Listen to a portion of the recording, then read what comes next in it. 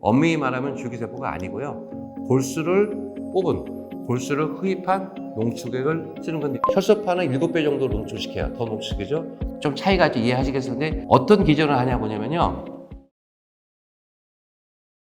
이 중간에 뜨는 것들은 저희가 이 핵이 있는 세포예요. 핵이 뭔지 아시죠? 기억하실 거는 세포가 있고 세포가 모든 우리 몸을 이루는 구성이잖아요.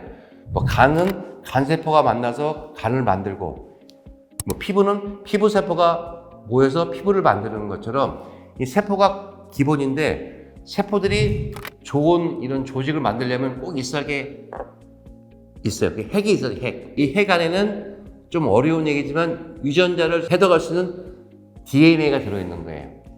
이 DNA 안에는 어떤 좋은 단백질을 품어내게 하는 유전자 정보가 있는 진이 들어있는 거예요. 이걸 뽑아서 염증 있는 관절염에 딱 집어넣으면은 우리 세포라는 것은 서로 정보를 교환을 해요. 염증에 있는 물질이 나쁜 물질이 있으면 그 염증 물질에 의해서 자극을 받아가지고 그 염증을 가라앉히기 위해서 좋은 물질을 만드는 게 세포 역할이에요. 그 세포들이 골수에 많이 들어있는 줄기세포가 아니라. 이해하셨죠? 그러면은 그 농축된 세포를 딱 집어넣으면은 관절염 오면 무릎 안에 환경에 염증이 있잖아요. 염증이 이렇게 물질을 없애는 물질을 단백질 만들어내는 거예요. 어디서? 핵에서 만드는 거예요. 세포 안에는 핵.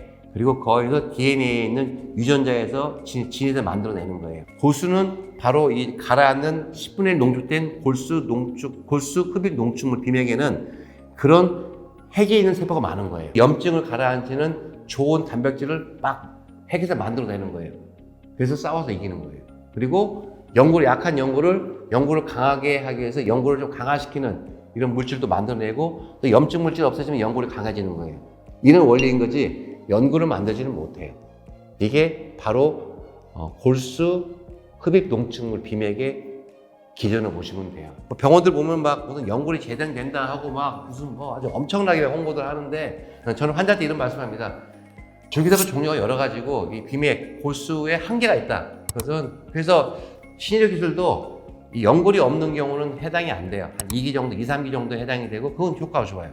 그러니까 예를 들어서 무릎이 시큰거리고 약간 퇴행성 관절 지정이 중기됐고 염증이 있고 이런 경우는 되게 좋아요. 저 해보니까 저 한지 10년 넘지만 쭉 해왔고 이런 키트가 개발되다 보니까 환자분들 제가 3개월 동안 많이 했어요. 저희가 워낙 줄기세포 쪽은 저희가 워낙 이쪽 유명하다 보니까 정말 많이들 받으러 저한테 오서 뭐 병원들이 줄기세포 골수 줄기세포 홍보해도 결국 저한테 저희 병원 많이 오시더라고요. 해서 했는데 결과는 괜찮고 그런 결과들을 제가 떠드는 게 아니라 환자분들한테 아마 인터뷰를 제가 할 수 있으면 부탁해서 한번 이런 후기를 한번 하는 기회도 가져보려고 그러고요.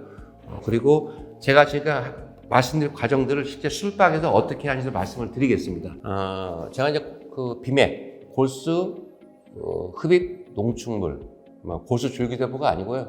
정확한 용칭은 골수에는 줄기세포가 거의 없어요. 10,000개 전체 세포, 농축된 세포 10,000개 하나 정도 거의 없다고 보시면 되는데 지방 줄기세포라든지 또는 다른 지방 줄기세포를 이용해서 배양에다 넣는 것은 줄기세포 자체의 어떤 기전을 이용하는 거예요. 그리고 이 분화 능력을 이용하는 거고 골수 흡입 농축물은 줄기세포는 거의 없기 때문에 줄기세포 기전보다는 이 농축된 이 세포들, 핵에 있는 세포들 여러 조합된 시너지 효과를 세포들의 그런 들어가서 염증과 싸우고 연골을 강화시키는 그런 상호작용 때문에 효과가 있고 적응증은 심한 사람 절대 안 됩니다. 심하지 않은 분들 이렇게 해서 염증 가라앉히고 퇴행성 관절염을 예방할 수 늦추는 방법으로 전원치를 많이 하고 있고 심한 경우는 저는 지방줄기를 많이 이용해요. 그래서 이 비맥 골수 흡입 농축물은 이 신의료 기술 허가 대상이 연골 재생이 아니에요. 그냥 통증 완화예요. 연골 재생할 수가 없어요. 그러니까 너무 이런 골수 흡입 농축물에 너무 기대를 하지 마시고 다만 염증이 있고 심하지 않은 거에서 염증을 가라앉히면서 통증을 완화시켜주고 기능을 회복시켜주고 또는 연골을 좀 보호해주고 그리고 그러면서 퇴행성 관절염을 늦춘다, 예방할 수 있다 이런 차원에서 이런 비맥을 이용하는 거지 없는 연골을 가지고 골수로 이런 흡입 농축물로 만든다 이건 아닙니다. 아니고 비맥은 아주 나이 먹은 사람들은 더 능력이 떨어지기 때문에 좀 65세 전후 이전에서 좀 관절염이 중기 정도 되시는 분들 그리고 염증이 있으신 분들은 효과적이다. 해보니까 제가 10년 동안 해봐도 효과적이고 또 지금 또 이런 장비를 이용해도 효과적이기 때문에 뭐 그런 분들은 뭐 상의해서 받으시면 되지만 너무 막 연골이 재생된다 이것은 아니라는 것을 한번 제가 말씀드리고 싶고 제가 이제 지방주기세포를 제가 신유기를 넣었어요. 한 6개월 전에 제가 저희 논문을 가지고 해가지고 왔는데 여기 왔네요. 한국보건의료원에서 심평원에다 저희가 심사평가에다가 지방주기세포가 신유기에서 평가 되냐 안 되냐 물어봤고 거기서 신청하라 해서 저희가 8월달에 신청을 했고 또 이 한국보건의료원 네카라는 그 신유기 평가 기준에서 또 나름대로 평가를 했어요. 해가지고 이건 신유기에서 평가 대상이 된다. 그래서 아마 다음 달부터 신유기술 평가를 시작할 거예요. 안정성 허가 받았던 거고 유효성 부분도 제가 제한적 의료기술 통해서 뭐 논문 썼고 그래서 크게 문제는 없을 것 같고 저희가 신청한 건 두 가지예요. 좀 더 심한 사람한테 골수처럼 주사 치료하는 방법. 이건 전 세계 트렌드가 지금 미국도 그렇고 유럽도 그렇고 일본도 그렇고 논문을 보면은 지방 이런에서 바뀌고 있어요. 그다음에 연골 재생 목적이 중요하잖아요.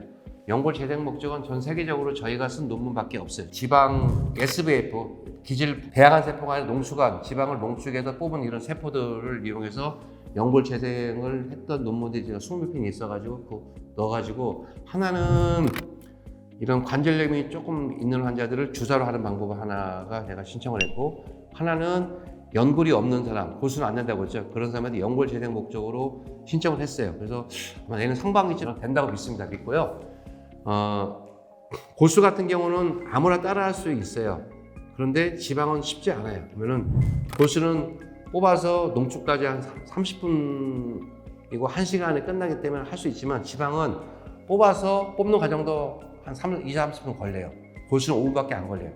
그리고 그걸 또 분리하는 과정이 보통 한 7시간 정도 걸려요. 그래서 시설이 있어야 돼요. 퍼실리티라고 해서 이런 뭐 깨끗한 클린 벤치도 있어야 되고 거기에 교육된 이런 전문 의료진도 있어야 되고 그리고 그걸 또 주입할 때 또 이렇게 하는 방법들이 깨끗해야 돼요. 하루 정도 걸리고 그걸 또 하루 정도 이렇게 보관할 수 있는 그런 깨끗한 장비도 있고 복잡해요. 지방 농축액은 주기세포가 10% 정도 있다고 했죠. 그러니까 골수는 10,000개에 하나 있다면은 지방은 10개에 하나가 주기세포가 있기 때문에 논문은 많이 나와 있어요. 뭐 저희는 10년 동안 해왔기 때문에 여기에 대한 이제 노하우가 있어요. 그래서 제가 지방하고 골수를 자꾸 하는 것은 골수도 좋은데 적응증이 달라요.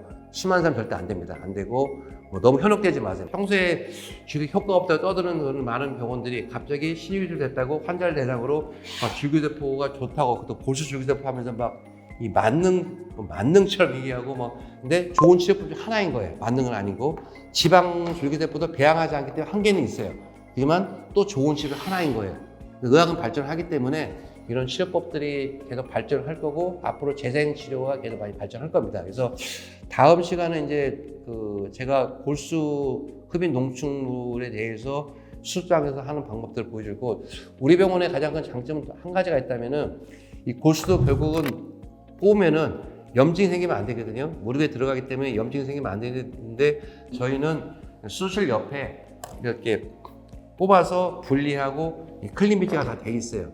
굉장히 청결도를 높이는 이런 거의 실험실 가까운 청결도를 제가 굉장히 중요시하기 때문에 저희가 병원 이전하면서 더 강화시켰기 때문에 그런 것들 뽑는 과정들 환자 사례 같은 걸 한번 제가 설명드리고 다음 시간부터 또 지방줄기세포를 강의 안 할 수가 없어요. 그래서 환자들 사례 가지고 사진들 보여주고 환자 보여드리고 이런 줄기세포가 앞으로 왜 발전할 수밖에 없고 하는지에 대해 한번 설명하고 앞으로 변해가는 방향에 대해서 계속 시간을 갖도록 노력하겠습니다.